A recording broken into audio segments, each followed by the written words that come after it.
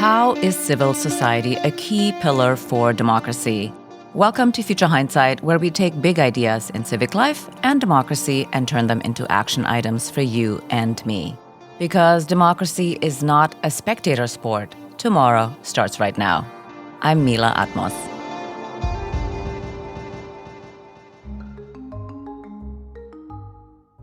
At the foundation of a healthy democracy lies a robust civil society, whether that's independent media, universities, or professional associations, NGOs. Civic organizations hold power accountable. A strong independent press, scholars, and lawyers are often key defenders of democracy. These roles become most visible when democracy is under threat. As the record across many countries shows, democratic erosion never goes entirely unchallenged, and civil society is always at the center of resistance. To explore how civic groups play a vital role in opening up pathways for citizen action, we are joined by Michael Zakaras, the director of Ashoka US. And before we start, if you want to support Future Hindsight and all the work we do as an independent podcast, please subscribe to our YouTube channel. It's easy and free, and it really goes a long way. Check us out at youtube.com/Future Hindsight. Welcome, Michael. Thank you for joining us.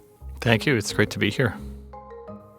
So, Ashoka was founded 40 years ago and has supported more than 4,000 fellows worldwide. It's the world's largest network of social entrepreneurs. And according to your website, Ashoka draws insights from its network to identify and open source the underlying patterns of transformative change to advance a world where everyone can participate and contribute to solving problems for the good of all. In the words of Ashoka, you are advancing what you call an everyone-a-changemaker society. So what does that mean? What is that work that you do, actually? Yeah, an everyone-a-changemaker society is this vision that I think is really well aligned with democratic ideas and democratic principles. It's a vision of a world where problems no longer outrun solutions. It's a world where every person, no matter their profession or socioeconomic status or where they live in the world, has the mindset and the confidence and the societal support to step up and take action when something's not working. Many of these problems that we're grappling with in the world, historically and in this very moment are large and complicated problems. But a big part of this theory of change of Ashoka's is that this distributed democratic approach where everyone is taking small actions, often at the local level, is really what's going to make or break us going forward. It will be a marker of resilience and well-being. And so then the question is, what does that mean for all of us? How do we actually build that reality? What does it mean for how we parent our kids and educate them, especially if we think about young generations growing up with that sense of agency and with sufficient pathways to step up? The idea of everyone a changemaker feels like a real departure from how most of us were taught to think about social change, right? Like most of the time we think that it belongs to experts and advocates, the people with the right credentials or the right platform. What have you seen that convinced Ashoka that this is actually possible? And since we are a pro-democracy podcast, I'm thinking here of the fellows working in the democracy and civic health space.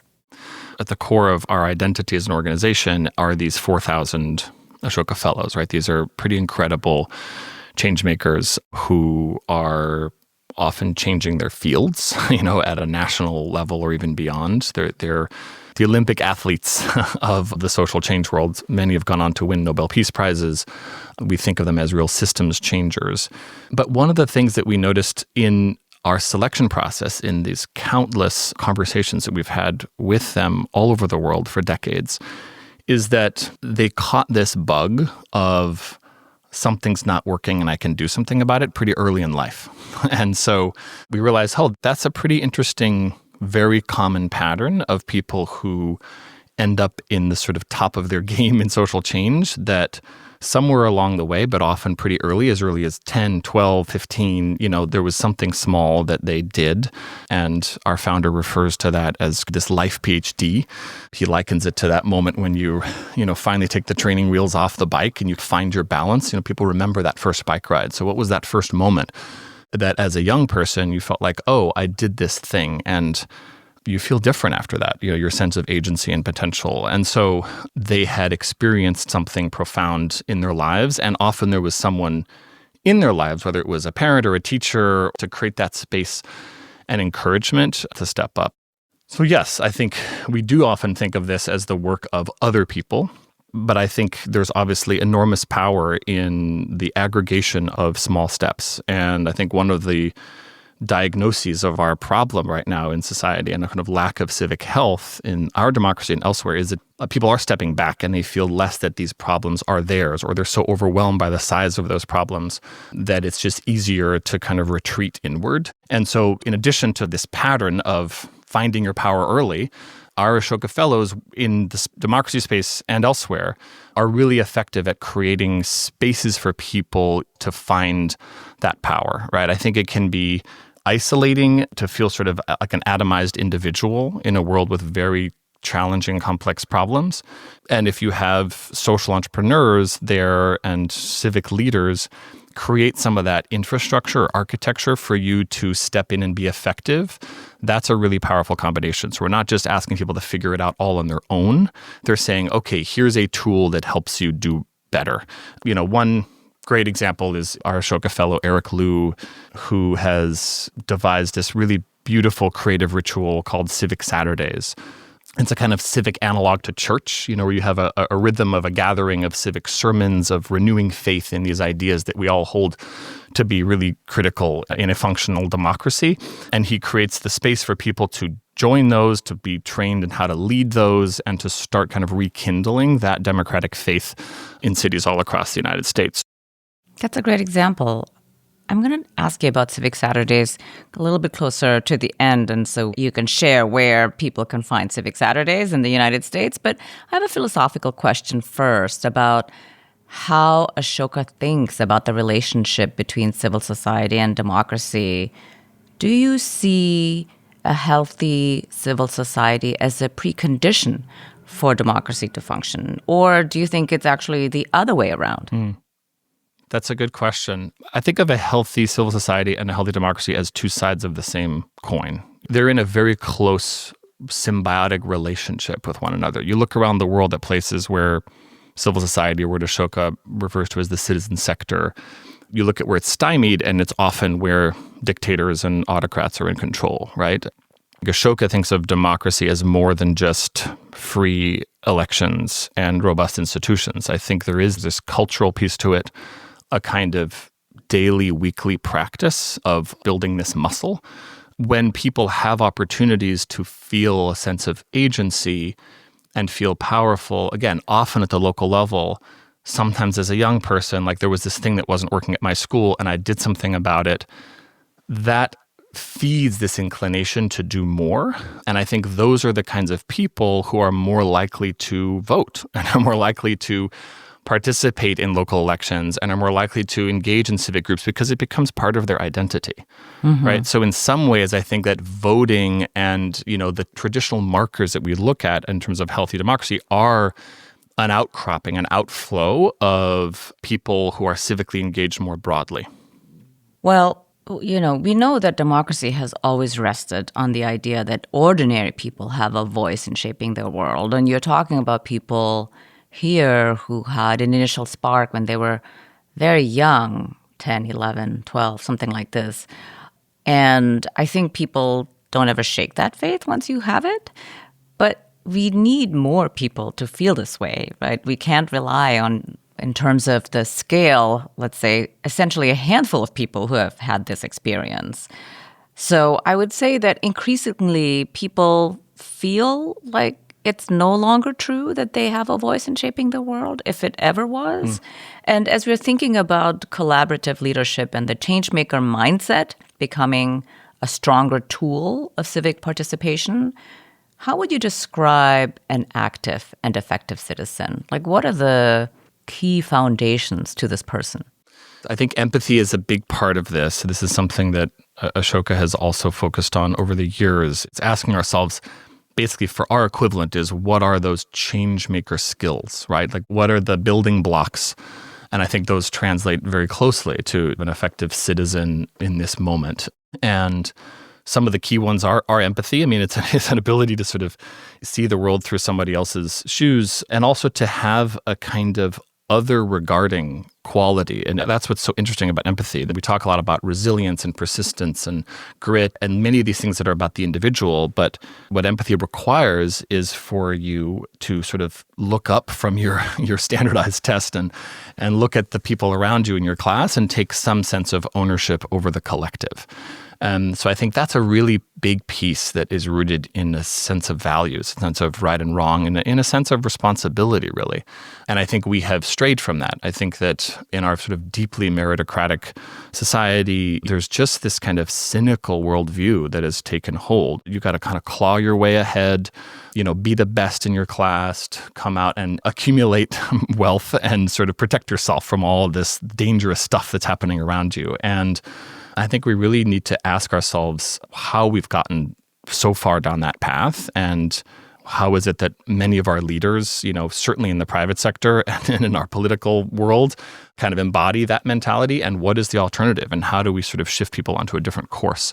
So I think that's a big building block. I think being able to work in teams effectively with other people in sort of cross-disciplinary ways is really essential right now. And I think this is one way in which our education system is still so far behind, because we are still educating for a world that is just not here anymore, including we're doubling down on STEM and STEAM. Many of these jobs are going to be obsolete even in a few years, 5 years, right? And yet it's this ability to sort of show up in a kind of cross-disciplinary, generalist way that really relies on our ability to work in different kinds of teams and solve complicated problems that I think is so essential for individuals' sort of success growing up into the world that's going to be, but also in terms of solving the kinds of problems that we're facing as communities, which is really, again, at the core of healthy democracy. Those are two pretty big pieces.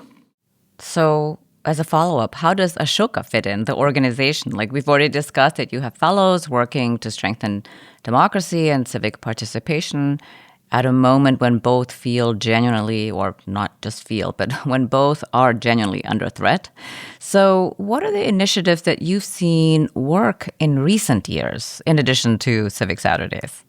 So I think Ashoka plays a role in a couple of ways here, right? I think there's this sort of work that we do to support social entrepreneurs, which is kind of at the beating heart of our work. And I want to just acknowledge that terminology, right now we're in a moment where entrepreneurs are not always seen as particularly compatible with sort of civil society and social justice. And so we've always defined entrepreneur very broadly, and many of the social entrepreneurs that we support really think of themselves more as community organizers or as movement builders than as sort of pure entrepreneurs. The reason we call them entrepreneurs is because they have this rare combination of the ability to see the world 5 and 10 years ahead of the rest of us, but also build and really understand the how-tos and the nuts and bolts of how to make something real, right? That's beyond just something in your head. A core part is finding these people, both those that are working squarely in the realm of democracy, which I think we understand right now, both here in the US and all over the world, is under threat. There's people like Eric Liu who work at the sort of civic faith level. There's people like Seth Flaxman, who I went to graduate school with and saw the seeding of his early idea, which was called Turbo Vote, later Democracy Works. Yeah, for the record, we had Seth Flaxman on to talk about Turbo Vote. Lovely, yes. So, a long time ago. But continue. So yeah. Seth Flaxman is one. Seth Flaxman, exactly. And sort of the more of the mechanics there of how do you make it easier for young people to vote, particularly in local elections, college students. I mean, there's so many interesting pieces of his work. One of our newer fellows is Richard Young of Civic Lex, which is a really fascinating organization based in Lexington, Kentucky. And their focus is really on how do you rekindle civic health and how do you build the mechanisms and the rituals for participation in local politics to be both more robust but also more meaningful. That it's right now the sort of show up at city council meetings and have your 2 minutes of public comment is the main way. And it's not something that people really like doing and that's very effective. And so he's creating these mechanisms for people to come together and actually want to participate more and see the benefits of that participation. So then you create the different kind of positive reinforcing cycle.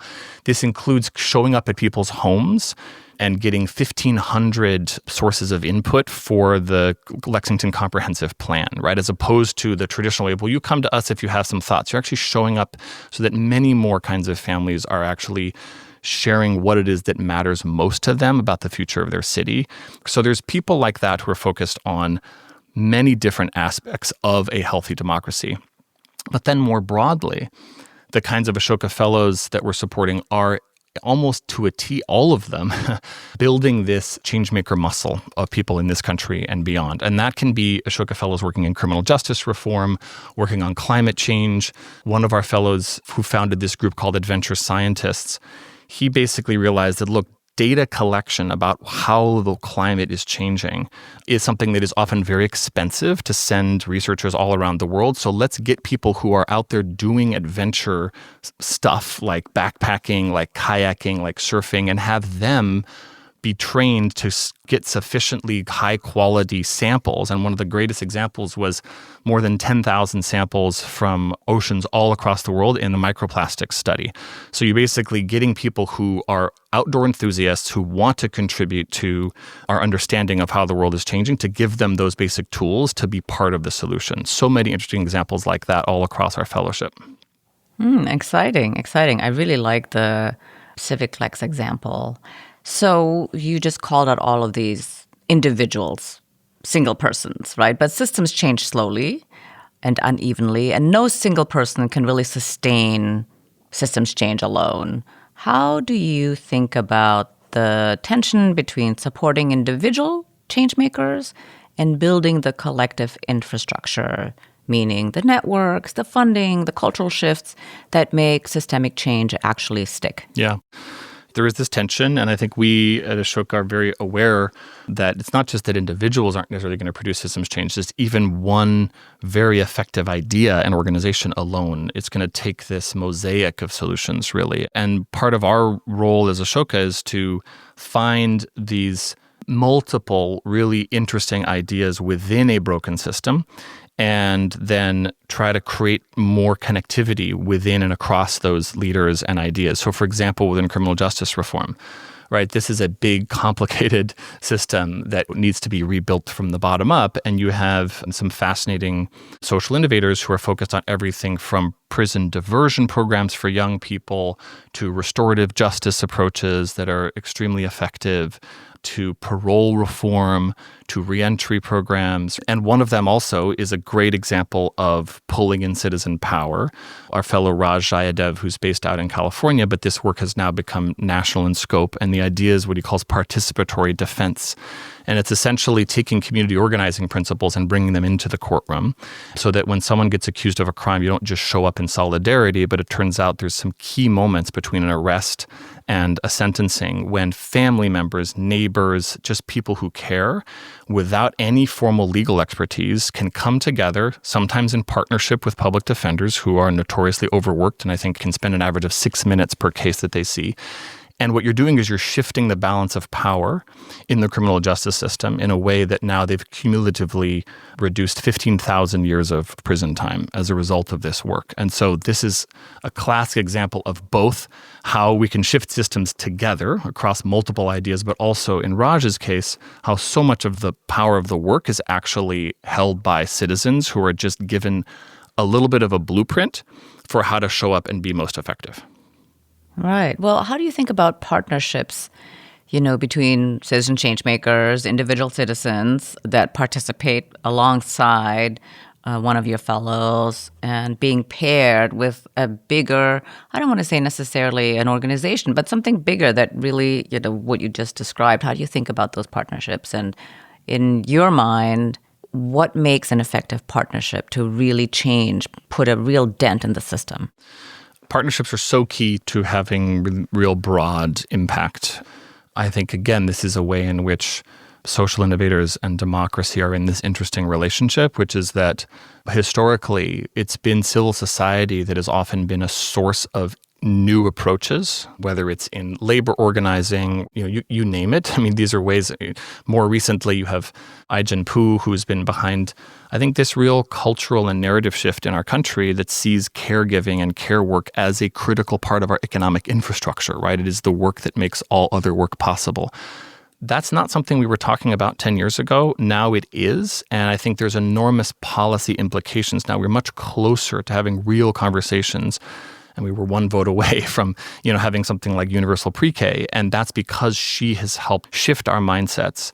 But going from that sort of innovative spark to really something that has lasting implications for a state or for an entire country definitely requires partnerships, often with the public sector. So the public sector gives you the opportunity to reach real scale. And it's not an accident that, more than 50% of Ashoka Fellows have shifted policy at the state or national level within 5 years of becoming fellows. Like, that is a key lever for them, is understanding that you can marry the sort of innovative and sort of nimble approach of civil society that are asking, well, what if we as a kind of rule breakers redesigned this in a better way? And then once you're starting to see how effective it is, you really work hard to get the public sector to say, this is the new normal. This is how we do this. So I think it's that marriage between creativity and innovation, and then broader reach into cities and states that can get you to a kind of scale that we would love to see for ideas that are really high potential. Yeah, that's a good example. And also, for the record, we did have Ai-jen Poo on as well a few years ago on exactly this, caring for our society, whether that's the elderly or whether that's children, and figuring out a way to make care work really an important part of our society's infrastructure.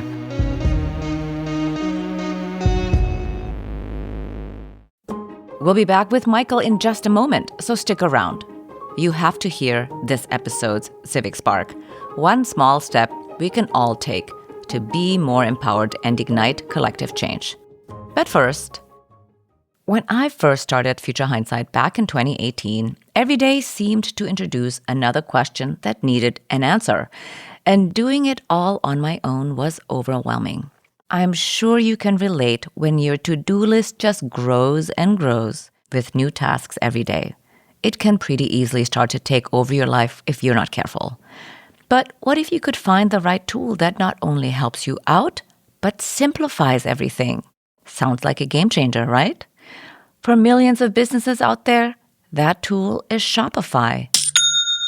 Shopify is the commerce platform behind millions of businesses around the world and 10% of all e-commerce in the US, from household names like Death Wish Coffee to fresh brands that are just getting started. And Shopify is there for you, too. You can get the word out as if you have a marketing team behind you. Easily create email and social media campaigns wherever your customers are scrolling or strolling. Now, you might be wondering, what if people haven't heard about my brand? It's okay. Shopify helps you find your customers with easy-to-run email and social media campaigns.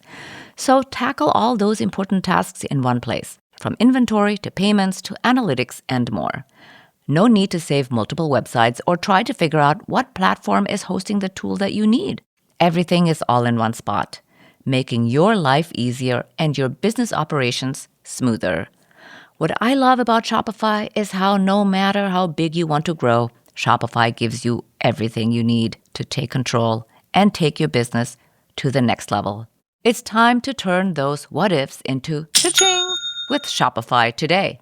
Sign up for your $1 per month trial today at shopify.com/hopeful. Go to shopify.com/hopeful. That's shopify.com/hopeful. And now, let's return to my conversation with Michael Zakaras. So we are living through a moment, of course, where the federal government is actively shrinking the space for civil society, most notably by shutting down USAID. And of course, defunding USAID, silencing dissent across the spectrum, is really a mechanism for concentrating power for the White House. So when the state turns against the very organizations meant to hold it accountable, what do you believe at Ashoka about the role of the changemaker? Or maybe a better question is, how do you protect the ecosystem that makes any of this possible in the first place? We are definitely grappling with that reality in this very moment. And we absolutely need these countervailing sources of power, right? That those are so essential, and they've been systematically targeted by this administration over the last several years. And we definitely feel that, particularly in areas like racial equity or climate, or, for a while at Ashoka, we were there for a few weeks wondering, because of credible intel coming out and statements that the White House was making, that any climate environmental organization might have its 501c3 status revoked overnight. So in a moment when this work is so urgent, to have that additional dark cloud hovering and knowing that people who are doing particularly sensitive work might be targeted, might be named, might lose a particular status, might be put on some terrorist watch list, you just adds that extra level of uncertainty and fear, frankly. Ashoka has operated in difficult parts of the world and often dangerous parts of the world for decades. And we've actually had a fellow security program that is real, with some protocols for what fellows need to do and how fast they can act and who they can call if they're suddenly being targeted, them or their families. And we've had real serious conversations now about the need to revitalize and sort of grow that program here in the United States, which is a scary proposition. That said, I think that there's an incredible resilience within this community of changemakers.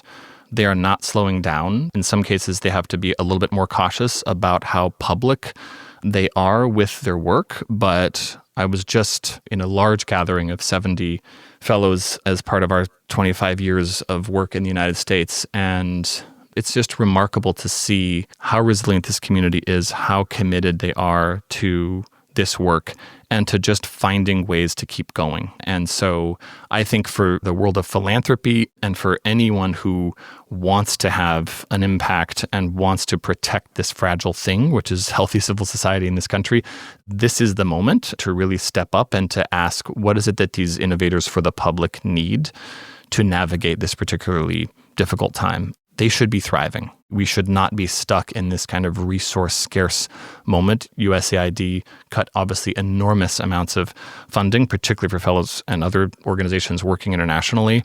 But this is a moment when, over the next 5 to 10 years, we need to be doubling down and making sure that people have the runway and the broad team of support to keep putting one foot in front of the other. Well, I have a question here about what you've learned about the conditions that actually allow, the spirit of having a healthy civil society flourish. Because we just had a conversation with someone who grew up in the Soviet Union and who impressed upon us that the civil society in the United States, the way that it used to be in any case, was the envy of the world. And people think that, it's going to be here forever, and we kind of take it for granted. So what have you learned from your work in other places to prepare the soil for a healthy civil society? And then, what can we glean from that work to replicate in this moment here in the U.S.? Yeah, I like that you make the soil analogy, because there is a role that we all need to play in tending to that soil and that garden if we want things to grow. We need to feed it. We need to pay attention to it. We need to understand its value and appreciate it. We need to talk about it. And I do think that we have taken it for granted, right? We've taken a lot of things for granted in this country. Just the fact that we're increasingly living in a show me your papers kind of a country is shocking. I think people are still grappling with that reality. And so we've taken for granted that we've had this deeply free and open and robust civil society that has lived alongside the public sector and the private sector, in a pretty healthy relationship for the last decades. And that feels like we are now shifting. And I think part of it is also a lack of understanding of what robust civil society is, why it matters. You sometimes hear people saying, oh, we have too many nonprofit organizations already, and there's so many inefficiencies, right? And that's kind of a tired conversation. There may be some small grains of truth to it, but on the whole, having both a volume and a sort of depth of action that exists all around us is so critical for our collective well-being. And I worry that there's been a move towards a kind of, well, the private sector is just going to do a lot of these things, right? It's the sort of world of doing well while doing good. It's perfectly okay to set out to make a lot of money. And it turns out, really, we can do that and solve all these social problems at the same time. I think that that's pretty naive and largely incorrect. Yes. And so we sort of worship the individual corporate leaders, and we've sort of, in that fawning over them, and the promise of technology is going to do this for us, and we're going to solve these problems.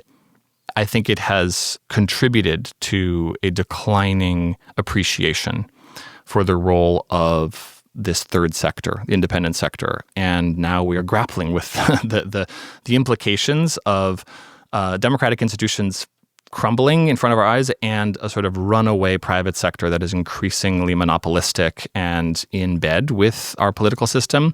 And we're sort of scrambling to figure out how to respond. So if you could wave a magic wand, what would you do? For people who have resources in this country, and there are a lot of them, right? The one thing we know our economy does well is make billionaires.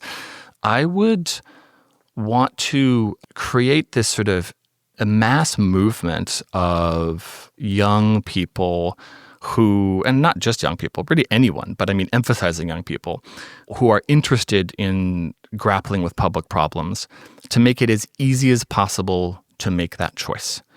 When you look at the mentality that we bring to the sort of world of tech startups and of venture capital and all this, the guiding philosophy there is ship it and iterate, right? Ship it and learn. Just get the product out the door. We don't have to worry about whether it's going to make any money. We'll figure that out in 3 years and 5 years. Like, here's a big chunk of money. You have a couple of creative people that I believe in. Just go do this thing, right? And 8 out of 10 will fail. But we're putting billions and billions into that. If we could just bring a fraction of that same mentality to people who are saying, what are we going to do about chronic homelessness in this particular city? What are we going to do about the implications of social media on teen mental health? Give people the time to really look at and understand complicated problems and have that runway and spaciousness to be able to make that decision and still earn enough money to live in an apartment somewhere, not in luxury. I think that would pay enormous dividends. Right now, everything is acting against that. It is impossible for people to make those choices because A, they're not sufficiently valued as society. It's not where the best and the brightest go. They end up in finance or in things that generally are going to make them unhappy and that the world doesn't necessarily need right now. And then it's just barrier upon barrier upon barrier to get a significant number of people saying we need to focus on the collective good. So I would look at what are those barriers and how do we remove as many of them as possible. And it doesn't matter what field of work we're talking about. It's just more people focused on public problems. How do we enable them to do that? Yeah. One of our erstwhile producers on Future Hindsight said we should rename the podcast, What About the Comments? Because we're always talking about the public good, but so few people are even cognizant about the fact that there is such a thing, or even that it matters. It's really perplexing, honestly, that there is this idea that we can all just live as these discrete individuals that depend on, I don't know, Uber Eats or something, Right. and have to never interact with other people. Yeah. So I have a question about creating a changemaker index for democratic health. Like, we tend to measure democracy by elections and institutions, whether that's voter turnout, legislative wins, and constitutional protections, let's say. And I wonder whether in an everyone-a-changemaker society, it would be better to measure the health of a democracy by how many of its citizens feel capable of changing something. You mentioned the 10, 11-year-olds. Yeah. So, whether basically people feel they have agency and impact with their political choices and voices. So have you at Ashoka ever considered creating a changemaker index for democratic health? And can you make the argument that this is a metric that the world needs? Absolutely. It is definitely a metric the world needs. It is one that we have created and are in a third iteration of. I would consider it in kind of beta testing phase, a tool that any individual can take. You can search for Ashoka Changemaker Index and take the test yourself. Oh, awesome. I missed that on your website. Sorry. Yeah. No, it's there. And again, I think we're sort of testing it out. Right now, it's sort of a marker of individual capacity and mindset. And I think what would come next is also as an institution, whether you're a school, whether you're a law firm, whether you're a newspaper, an entire city, like having a metric for you as a group to understand sort of the changemaker index of the collective and what is it that means for you as a leader in those organizations to help increase that, right? So what are the moves that one might make? A school is a great example. Like if one school scores significantly higher, what is it that school is doing that produces more young people who feel that sense of agency? I think that it's hard to create change and to know where to focus when you don't have some feedback mechanism. And so Ashoka is realizing we need that. So Changemaker Index is one of them. And the other one is this idea of the changemaker density rate, which is sort of, again, in our theory of change, especially in a world that is increasingly defined by change, that density rate of people who feel agency, who have taken action already, they're going to be best equipped to not just deal with what's in front of them, but with what's coming at them on the horizon that is yet unknown. And I think that most people listening probably agree that that's the defining feeling of our era right now, right? It's even a week or two out, right? It would force a different kind of conversation around what we mean by readiness and resilience. And I think that, again, very similar to democratic health. We know the concept of blue zones, right? These places in the Mediterranean where people are living longer, healthier lives. And what are those components that have contributed to that? Imagine if we had the equivalent for a kind of changemaker health and civic health, and that is what we started orienting ourselves around instead of just the traditional kind of math and literacy scores, but it's actually, are we preparing the next generation of young people to thrive in a world that is increasingly unpredictable? Well, this is a perfect segue for my next question. Every week on Future Hindsight, I ask my guests to share a civic spark, one small step we can all take to be more empowered and ignite collective change. What's a good way to turn the insights that you've just shared with us into a spark of action? Start at the local level, right? It can be very easy for people to feel overwhelmed by the bigness and the direness of the national headlines, and yet so much of what affects our lives at a daily level happens at the local level. And so finding a place to plug in, and for whatever issue you care about, there's someone, if not multiple people, out there who are doing something meaningful about it and who are creating that basic community for you as an individual to step in and feel supported and feel effective. I have seen a wonderful example of this with my own mother, who's 80, and here in Burlington, Vermont, who's become very engaged with the organization Third Act, which creates this community and, again, the structure for people who are retired and who have all kinds of relevant professional skills to plug into the climate movement. And that combination of both the desire to have a purpose and to contribute, including skills that are highly relevant to this moment, with the basic structure to help people show up and not just feel alone in the work, is really a beautiful thing to watch. And within just a few months, she was involved in helping craft policy legislation and presenting ideas to the state legislature in Vermont. And we're talking about this particular wood-burning power plant here in Burlington and how to phase it out. And it's just really meaningful work. And that's my advice, is that somewhere in your local community, there's many organizations that have that structure that are just waiting for you to show up and say, how can I be helpful? Yes, join something that already exists. That's really good advice. And I wanted to loop back here about Civic Saturdays. Where can anyone, find a Civic Saturday to join? So go to Citizen University or just Google Civic Saturdays, and there's a pretty easy mechanism to find out where they're happening in your city. And if not, there's an opportunity to get involved and to try to bring one to your city. So this is again, one of these movements that is led in a very distributed manner, and anyone can be trained in the fundamentals for how to introduce this if you're living in a smaller place that is off the beaten path, but you want to bring this kind of ritual to your community. That's, again, one of those great examples of plugging into something that exists and then making it your own. Fantastic. Looking into the future, what makes you hopeful? It can be a hard moment right now, obviously, to be especially hopeful. But as I mentioned, I just spent 2 days with 70 of these incredible social innovators, these humans. And what makes me hopeful is the proximity to leaders who are guided by something bigger than themselves, who are deeply ethical, humble, the kinds of people that our collective success is tied up with. And to have a window into their minds, into their work, into their motivation, it challenges the cynicism and the darkness of this moment. It reminds us that many of these things are still within our control, that we can play the long game here, that a deeply committed, empathetic, creative group of citizens will outlast the most recent autocrat. And so I feel hopeful, but in a way that, as one of our fellows says, hope with teeth, right? This is a kind of hope that is not just naive, aspirational, but actually when you start to see that things are working, have been working, that's the kind of hope with teeth that is meaningful, that is real.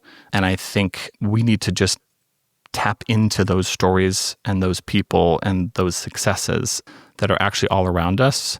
But it does take looking for it a little bit. And if you start looking for it, you'll see it. Look for the helpers, as Mr. Rogers used to say, right? There are actually a lot more of them around you than you realize. And put the phone down and find those people. And again, walk shoulder to shoulder with them, even in some small way. And boy, is that going to work wonders, not just for our democracy, but for our mental well-being.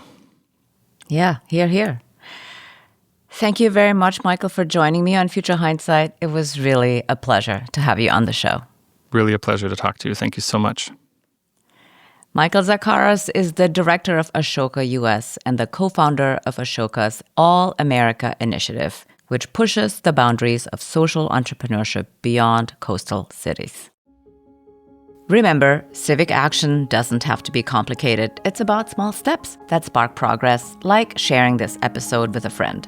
Let's recap this week's Civic Spark and fire up our collective power. Start at the local level. Have we said that enough yet?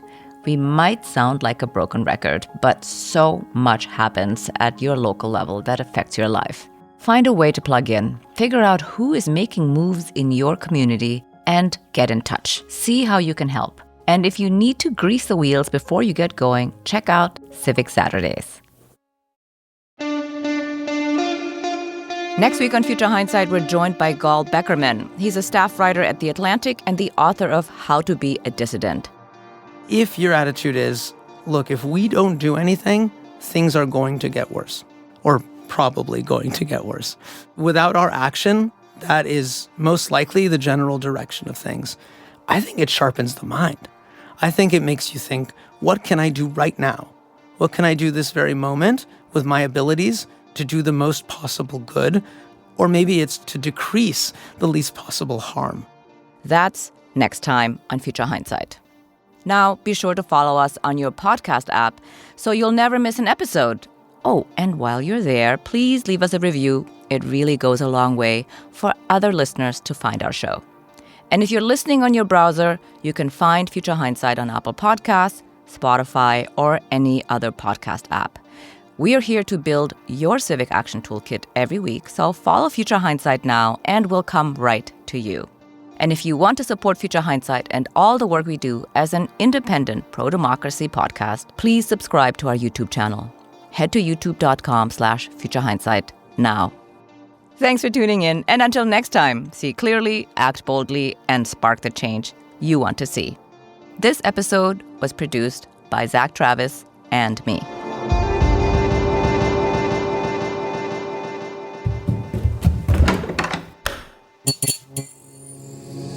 This podcast is part of the Democracy Group,